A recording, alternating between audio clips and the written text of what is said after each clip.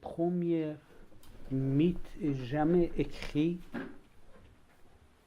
remonte à la civilisation sumérienne, Mésopotamie, il y a 6000 ans, et c'est l'histoire d'un héros sumérien dont le nom c'était Gilgamesh. Alors, Gilgamesh c'était un héros sumérien, demi-dieu, demi-humain. Il était d'un esprit chevaleresque, il était un chevalier, il voyageait partout et il avait un compagnon de route dont le nom c'était Enkidu. Alors Enkidu et Gilgamesh, ils combattaient les méchants, les géants, etc. Ils voyageaient partout jusqu'à un jour que Enkidu a été tué par un ennemi et il a laissé Gilgamesh seul dans la solitude. Alors, à partir de ce moment-là, Gilgamesh, il a trouvé un autre aspect de la vie, c'est-à-dire l'amour. C'était très difficile pour lui. D'abord, il était séparé de son ami de toujours. Et deuxièmement, il ne savait pas qu'est-ce qui se passera pour son ami une fois qu'il a été enterré dans le royaume souterrain. Il était très inquiet pour lui-même également. Jusqu'à ce qu'une nuit, il a vu Enkidu qui a fait son apparition dans son rêve et il a commencé à révéler les secrets de voyage dans le monde souterrain. Et c'est à partir de ce moment-là que le lendemain, Gilgamesh, il a décidé de trouver le secret de l'élixir de l'immortalité, de ne pas mourir. Alors, le reste de l'histoire est très très intéressant, mais pour nous, ce qui est important, c'est que pour la première fois, quand être humain a commencé à rédiger quelque chose, il a écrit sur le rêve. C'est ça qui est important. C'est-à-dire le rêve comme la continuité de ce qu'on voit dans le monde tridimensionnel. Le rêve, en fin de compte, c'est de la perception suprasensorielle, extrasensorielle. Disons, dans le texte ancien, on voit beaucoup de choses écrites dans la Bible, dans le Coran, dans les autres textes anciens, surtout dans les mémoires écrites par les sages égyptiens, les livres des morts égyptiens, etc. On voit beaucoup de choses écrites sur le rêve, parce que le rêve, c'est-à-dire dormir et mourir, sont en quelque sorte liés l'un à l'autre. C'est parce que c'est le voyage de l'âme en dehors de son corps. Alors dans le texte ancien, surtout dans le Coran, c'est marqué que Dieu, il prend les âmes des gens quand ils meurent et quand ils dorment.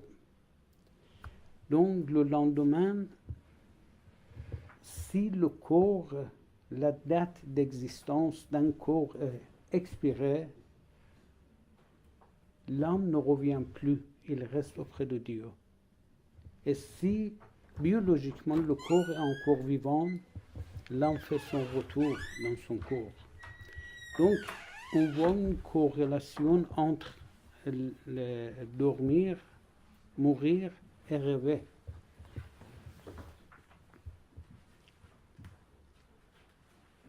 Alors, c'est marqué, par exemple, dans le verset coranique, que Dieu vous a fait sortir du ventre de vos mamans alors que vous ne connaissiez rien, mais il vous a doté de 5 sens, les oreilles, les yeux, etc., pour acquérir l'information sur le monde tridimensionnel. Et il vous a donné le cœur afin d'acquérir des connaissances suprasensorielles envers les mondes multidimensionnels cachés par le rideau de ce monde tridimensionnel. C'est-à-dire le cœur n'est pas une pompe, mais c'est le central suprasensoriel pour acquérir des connaissances d'un espace où il n'y a pas de temps, où le futur et le passé sont réunis dans le moment de présent. Alors,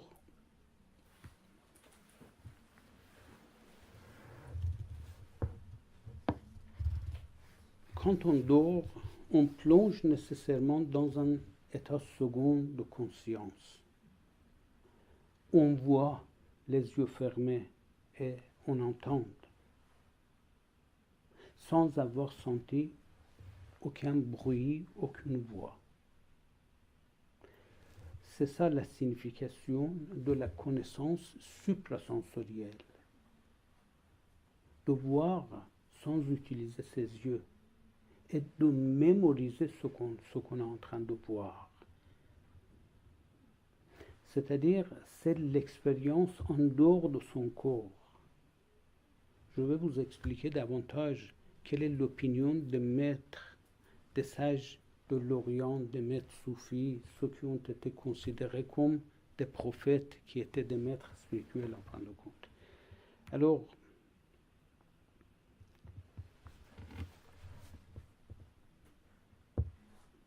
de toutes les façons, on peut dire qu'il y a deux catégories de rêver. Dormir de manière non intentionnelle et rêver de manière non intentionnelle. Ce qui se passe pour tout le monde. Mais comment s'endormir de manière intentionnelle et se diriger durant ce qu'on est en train de voir, de rêver. C'est-à-dire le rêve contrôlé, l'endormissement contrôlé. Comment c'est possible? Alors, dans le laboratoire de recherche, aujourd'hui, on utilise le rêve suggéré ou bien ce qu'on appelle l'hypnotisme. L'hypnotisme, c'est une sorte de rêve suggéré et contrôlé. Mais il y a également une autre catégorie qui s'appelle self-hypnotisme ou auto-hypnotisme. C'est-à-dire de se faire plonger dans cet état de rêve par soi-même quand on est assis devant le mihrab, c'est-à-dire le niche de méditation, et on fait la concentration la plus profonde possible sur un point indétectable dans la partie inférieure du cœur qui s'appelle Soveida, afin de plonger dans cet état de méditation très profonde, c'est-à-dire le rêve contrôlé. Alors, dans le conte de Rumi, c'est un sage de l'Orient, il est connu, très très connu dans le monde de l'Occident, comme l'auteur de plusieurs livres, spécialement le livre intitulé Masnavi, composé de 24 000 vers de poésie. Il parle beaucoup au sujet de rêve, spécialement le rêve d'un vieux ménestrel, un vieux musicien qui avait l'habitude de passer de cimetière en cimetière et de jouer la musique pour les morts.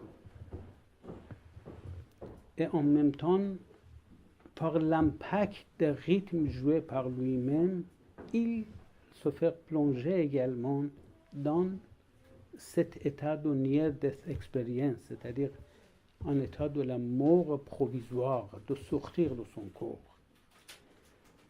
Alors, dormir, c'est la mort provisoire, parce qu'on quitte son corps et on revient dans son corps. Et à ce moment-là, il était capable de communiquer avec ce qui n'existe plus ici, dans ce monde tridimensionnel. Et il était en train d'acquérir beaucoup d'expérience sur l'autre côté du monde, ce vieux ménestrel. En même temps, il était très vieux, les gens ne s'intéressaient plus à sa musique et il était très pauvre.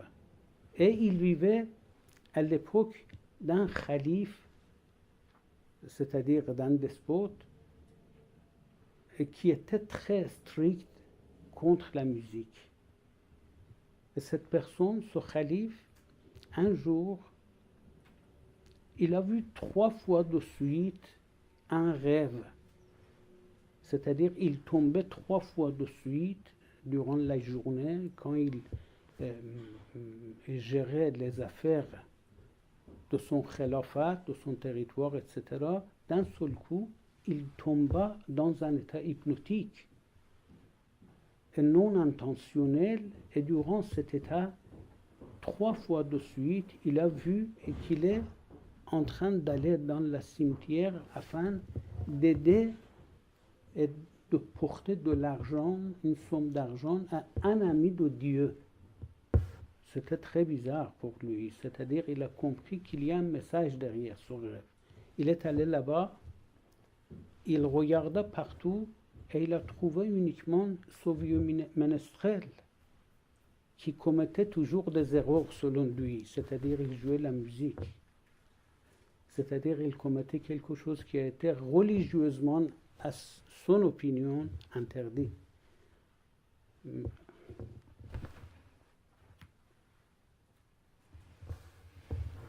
Et finalement, c'était là qu'il a découvert que celui-là, c'était l'ami de Dieu. Donc, c'est ça, c'est-à-dire le rêve prophétique, c'était contre des tabous de ce calife. Et il a changé l'attitude envers les musiciens. Donc, mais pour comprendre la signification du rêve, il faut apprendre le langage particulier du rêve. C'est-à-dire, le rêve a un langage particulier. Alors, ce langage particulier, selon Farid Eddin Attar, un autre maître soufi, est nommé Manteq. Manteq, c'est la logique. Et Teir, c'est le oiseau. Manteq. Alors, ce livre de Manteq est traduit plusieurs fois en français avec des intitulés erronés comme la conférence des oiseaux ou bien la conversation des oiseaux, etc. Alors que Manteq, c'est la logique. Mais ici, la logique des oiseaux, ce n'est pas la logique rationnelle. Selon Corbin, c'est métalogique. C'est parce que c'est irrationnel. Et les oiseaux sont les êtres humains qui quittent leur corps durant la nuit pour se balader, pour voyager dans un espace en dehors de l'espace et du temps. Tout ce qu'ils voient, c'est symbolique. C'est le symbolisme du rêve qui regarde le langage particulier du rêve. Et il faut apprendre ce langage. C'est-à-dire, si vous voyez dans votre rêve la lune, ce n'est pas la lune que vous voyez dans le ciel. Si vous voyez le soleil dans votre rêve, ce n'est pas le soleil que vous voyez dans l'espace. Alors, quand Joseph il était très petit, selon la Bible et selon le Coran, un jour, quand il a ouvert ses yeux, il est allé auprès de son père et il a dit, la nuit dernière, j'ai vu dans mon rêve un soleil, une lune et 11 étoiles qui étaient en état de prosternation devant moi.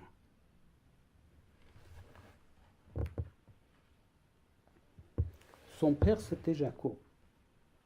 Il dit, oh mon petit-fils, ne parle jamais au sujet de tes rêves devant personne, surtout devant ta famille. Prends garde de la jalousie. Alors, à ce moment-là, Joseph, il ne connaissait pas encore le langage de rêve. Plus tard, quand il a appris auprès de son père ce langage, il a découvert que le soleil, c'était Jacob.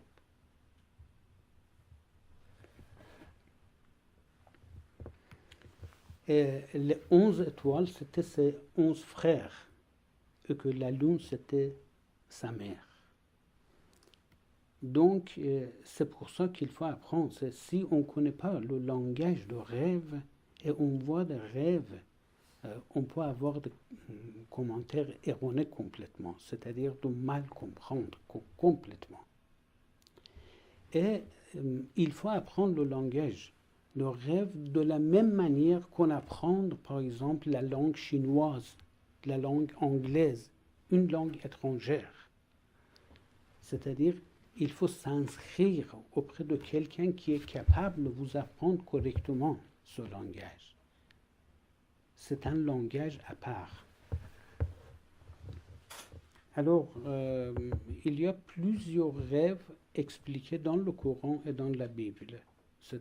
Surtout dans l'histoire de Joseph. Joseph est un prophète, mais sa spécialité, c'était de connaître comment interpréter correctement les rêves. Alors, une fois quand il était prisonnier à l'Égypte, il était en présence de 2 autres compagnons de prison. Il y avait 2 autres personnes. Alors, une fois, l'une de ces 2 personnes lui a raconté qu'il a vu dans son rêve qu'il portait un plateau sur sa tête, il marchait sur une route, et puis le plateau était plein de raisins, et ce plateau a été attaqué par les oiseaux, alors qu'il y avait le croissant de la lune dans le ciel. Alors, Joseph lui a dit qu'avant la fin de ce mois, il sera exécuté par le décret pharaonique. Et il s'est arrivé. Alors, l'autre compagnon de prison de Joseph lui a dit qu'il était en train de marcher sur une quantité très importante de raisins et il faisait extraction de jus de raisin.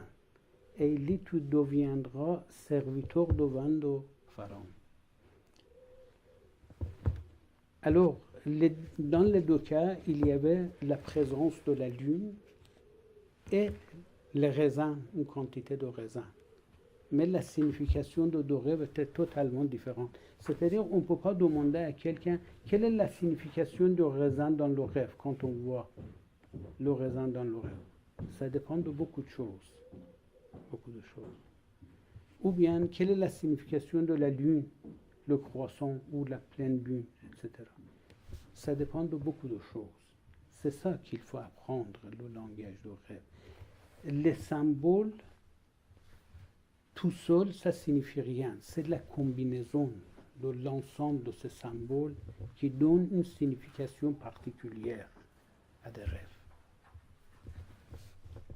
Alors après, celui qui a fini par devenir le serviteur devant le Pharaon, il était là quand Pharaon, un jour, il a ouvert ses yeux, il a dit la nuit dernière, j'ai vu un rêve très très bizarre. J'ai vu 7 vaches grosses bouffées par 7 vaches minces. Alors, les gens qui étaient capables de faire le commentaire de rêve, ils disaient on ne comprend rien. Et le serviteur, il dit, moi je le connais. Il dit, c'est-à-dire il a parlé de sa ancienne connaissance de Joseph dans la prison. Il était toujours dans la prison. Alors ils sont allés, ils ont cherché Joseph, et puis Pharaon raconta ce qu'il a vu. Et il a dit qu'il y a l'alternance de 2 cycles contradictoires, 2 cycles climatiques contradictoires. Dans le premier cycle, il y a une agriculture très fertile. Et dans le deuxième, il y aura la sécheresse. Et chaque cycle prendra 7 années. Ça va durer 7 années de suite. Alors, à ce moment-là, Pharaon, il a ordonné de magasiner, ordonné de stocker des blés, etc., et de se préparer. C'est un rêve prémonitoire. C'est-à-dire, on voit des choses pour éviter. Et des fois, on voit beaucoup de choses et on ne peut pas éviter. Ça dépend de beaucoup de choses. Alors, également, il y a, par exemple, il y a d'autres récits coraniques ou bibliques très très connus sur, par exemple, l'élévation de Jacob dans le ciel quand il était en train de monter un escalier vers le nulle part, c'est-à-dire il était en train de monter et il y avait beaucoup de personnes autour de lui qui tombaient les uns des autres, c'est-à-dire il a compris que ça c'est l'évolution substantielle vers la perfection, mais en même temps le désir charnel ne laisse pas les gens d'avoir cette évolution substantielle. Donc c'est ça la signification des rêves. Quand on voit une échelle, il y a beaucoup de choses derrière. Alors, il faut savoir que la notion du temps n'existe pas dans le rêve. C'est-à-dire, si on voit une date précise dans le rêve qu'on voit, cela veut dire que ce rêve est fabriqué par notre subconscient. C'est-à-dire que cela n'a rien à voir avec la perception suprasensorielle. Ce n'est pas une révélation, ce n'est pas une inspiration, c'est la fabrication de notre subconscient. Si vous avez dans votre rêve une date précise, ça veut dire que ce n'est pas un rêve prémonitoire, etc. Ce n'est pas correct. C'est arrivé pour le prophète de l'islam, prophète Mohammed, qu'il a vu dans un rêve qu'il entre victorieusement et en paix à la Mecque pendant la période de pèlerinage. Alors les compagnons du prophète Mohammed devenus très très contents parce qu'ils pensaient que cette année, au moment du pèlerinage, il entre victorieusement à la Mecque. Alors que ce rêve, ce n'était pas pour cette année. C'est-à-dire le rêve s'est réalisé beaucoup plus tard. Mais quand c'est réalisé, Mohammed, le prophète Mohammed, il a dit, ça c'est la réalisation et le constat de ce que j'ai vu, ce que je vous ai raconté. Mais vous étiez impatient. C'est-à-dire, on ne peut pas fixer la date. C'est ça qui est important. Des fois, on voit des rêves comme des épreuves de l'avancée, de l'avancement spirituel, pour avoir la certitude dans son cœur. Par exemple, c'est comme le rêve qu'Abraham, il a vu 3 fois de suite qu'il était en train de sacrifier son fils, Isaac. Quand il a vu ce rêve, c'était très bizarre, c'est-à-dire il n'a pas fait attention, mais la nuit d'après, il a vu exactement le même rêve et la nuit d'après, et puis il a compris qu'il y a un message derrière. Et la raison, c'était qu'avant, Abraham, il a posé cette question auprès de son Rab, de son Seigneur. « Oh mon Dieu, comment tu rends vivants les morts ?» Alors la réponse c'était « Est-ce que tu as un doute ?» Et il dit « Non, mais je voudrais avoir la certitude dans mon cœur. » Alors Dieu lui a montré comment il doit faire, c'est-à-dire de prendre 4 oiseaux et de les tuer et de les mélanger et de mettre sur les sommets de 4 montagnes et de les appeler. Et après il a vu que les 4 oiseaux se rassemblaient exactement comme il était, c'est-à-dire les pièce par pièce, comme des mosaïques. Ils sont venus pour faire des puzzles de 4 oiseaux tels qu'ils étaient avant. Donc il a vu ça, comment Dieu est capable de rendre les morts vivants. Et quand il a vu et il a reçu la certitude dans son cœur, il a vu dans le rêve, maintenant c'est à toi. Maintenant c'est le temps pour toi de passer à l'examen. Ça veut dire de sacrifier ton fils. Parce que maintenant tu es sûr et certain que Dieu est capable de rendre vivant le fils sacrifié. Donc Abraham, puisqu'il avait la certitude, il a commencé à poser cette question, cette suggestion à son fils. Et il dit, moi j'ai vu dans mon rêve ce message. Quelle est ton opinion? Et il dit,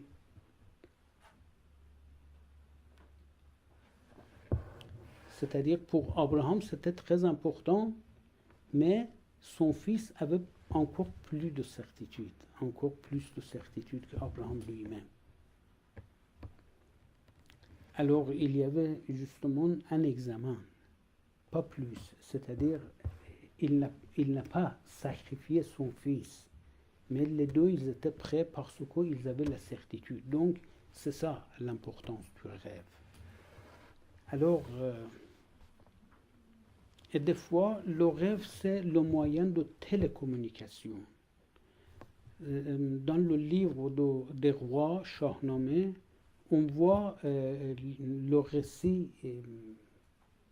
d'un chevalier qui a été capturé dans le territoire d'ennemi, dont le nom c'était Bijan. Bijan a été capturé par l'ennemi, et puis l'ennemi, il avait emprisonné au fond d'un puits très très profond et a couvert l'entrée du puits par une pierre très très volumineuse. Alors, personne ne savait que Bijan est vivant. À 3000 km de distance de ce point, Guy, le père de Bijan, il a vu dans un rêve que son fils il est vivant. Parce que le fils, jour et nuit, au fond, perdu de ce puits, il était en train de prier et d'envoyer le message de secours et de détresse. Et ce message, en fin de compte, durant la nuit, a été capté par son père, dans son rêve. Et le lendemain, il est parti à la recherche de son fils. Ce qui s'est passé exactement pour Tintin, dans l'histoire de Tintin au Tibet. C'est-à-dire, Tintin, il a vu lorsqu'il était en train de jouer aux échecs avec professeur Tournesol, il est tombé dans un rêve hypnotique d'un seul coup, et puis il a vu son ami Chang capturé par un animal féroce, c'est-à-dire Yeti, sur les montagnes de Himalaya. Et c'était, en fin de compte, c'était une vérité parce qu'il était le voyageur dans un avion qui a fait sa chute sur la montagne de Népal, etc. Mais il est resté rescapé, il est resté vivant, mais capturé par cet animal, etc. Et personne ne savait qu'il est vivant, mais il a envoyé le message de détresse par la voie télécommunicationnelle.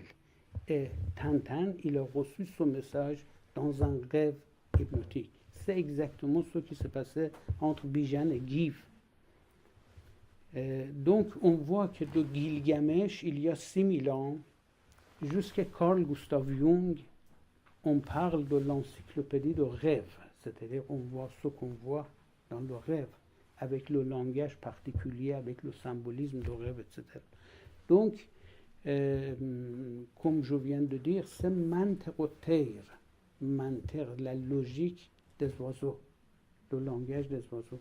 Alors, ce manteroteir, selon Henri Corbin, c'est l'acquisition des informations d'un monde multidimensionnel, c'est-à-dire le monde des archétypes, comme le corps astral, c'est-à-dire le véhicule de la conscience. Quand il quitte le corps élémentaire et ce monde tridimensionnel, il pénètre dans le monde des archétypes. Là où il y a des formes pures, des sons, la musique, la lumière et les couleurs. Donc, ce qu'on voit dans ce monde, c'est tout à fait à part, c'est-à-dire nous n'avons pas assez de vocabulaire pour expliquer ce qu'on voit là-bas, ici dans ce monde. C'est pour ça que le langage utilisé par ceux qui rêvent et ceux qui pénètrent dans ce monde des archétypes, etc., ce n'est pas un langage rationnel, ce n'est pas un langage cartésien, mais rabelaisien, c'est-à-dire un langage poétique et plein de symboles très particuliers. Et pour comprendre ce langage, le langage des mystiques, le langage des soufis, etc., il faut avoir des rêves, c'est-à-dire pour comprendre ce que Hafez il dit. Hafez il dit, la nuit passée, j'ai vu la lune, et cela signifie que mon bien-aimé qui m'a quitté, il viendra demain pour me voir. La lune, c'est le bien-aimé ici, c'est pas la lune. Alors Hafez, comme Rumi, comme Farid al-Din Attar, il parle au sujet du rêve, de ce qu'il voit, et à cause de ce qu'ils voient, ils sont toujours ivres, l'ivresse mystique. Et cette ivresse mystique caractérise leur poésie. C'est-à-dire comme leur poésie est des coupes de vin, plein de mystères et plein d'ivresse mystique. C'est pour ça que, disons, dans les cérémonies des mystiques, les cérémonies des soufis, etc., on s'assoit en cercle et on écoute la musique et la récitation des poésies mystiques qui rendent ivre totalement l'audience. Alors, donc, on est capable de voir dans son rêve, par exemple, un Esquimau qui réside, par exemple, au pôle Nord, qui n'a jamais vu de toute sa vie aucun chameau. Il voit dans son rêve un chameau, et quelqu'un qui vit au désert, par exemple, un poisson rouge. La raison, c'est parce que le chameau et le poisson rouge existent dans la mémoire commune de tout individu, la mémoire collective. Ça, c'est formulé de cette manière par Carl Gustav Jung, c'est-à-dire le monde des archétypes. C'est le monde là où la connaissance de tout être humain dès l'apparition de l'humanité dans l'univers sur la Terre est archivée. Et quand on quitte son corps, on pénètre dans ce monde des archétypes et on acquiert beaucoup de connaissances sur ce qu'on ne sait pas du tout. C'est-à-dire, on n'a aucune notion de chameau, on voit chameau. On n'a aucune notion de poisson, par exemple, on voit de poissons, etc. C'est parce que les poissons, les chameaux, etc., il existe cloud, c'est-à-dire il existe quelque part. On se connecte. C'est ça en fin de compte. En résumé, on peut dire que les anciens, ils utilisaient le rêve pour deux raisons. La première raison, c'était pour communiquer avec les gens qui n'existaient plus sur Terre. Et deuxièmement, pour acquérir d'informations sur les événements à venir dans le futur. C'était pour ça. Dans l'histoire de Vieux Ménestrel, comme j'ai expliqué, c'était par l'impact de la musique que ce musicien, il se faisait hypnotiser. Et il pénétrait dans le monde des archétypes. Il disait que maintenant, je suis en train de voler sans avoir d'aile. Je suis en train de voir sans ouvrir des yeux. Je suis en train de sentir. C'est-à-dire, il disait que maintenant, je vois l'immensité de l'univers. Et l'univers, avant de pénétrer dans cet univers des archétypes, me semblait très grand. Mais maintenant, je vois que l'autre univers tridimensionnel était trop petit. Je ne m'attache plus à ce monde. Je préfère d'y rester. Donc, c'est l'impact des rythmes particuliers utilisés par les maîtres soufis, c'est-à-dire les maîtres soufis ou bien les maîtres mystiques. Ils sont héritiers d'une connaissance très très ancienne, parce que quand on regarde la Bible, on voit exactement les mêmes cérémonies musicales autour de David, le prophète David, autour de Moïse. C'est marqué dans la Bible. Autour de Élisée, le compagnon de route de Élie, Elias. Donc, c'est une continuité, c'est une tradition continuelle entre les mystiques, entre les maîtres spirituels, etc.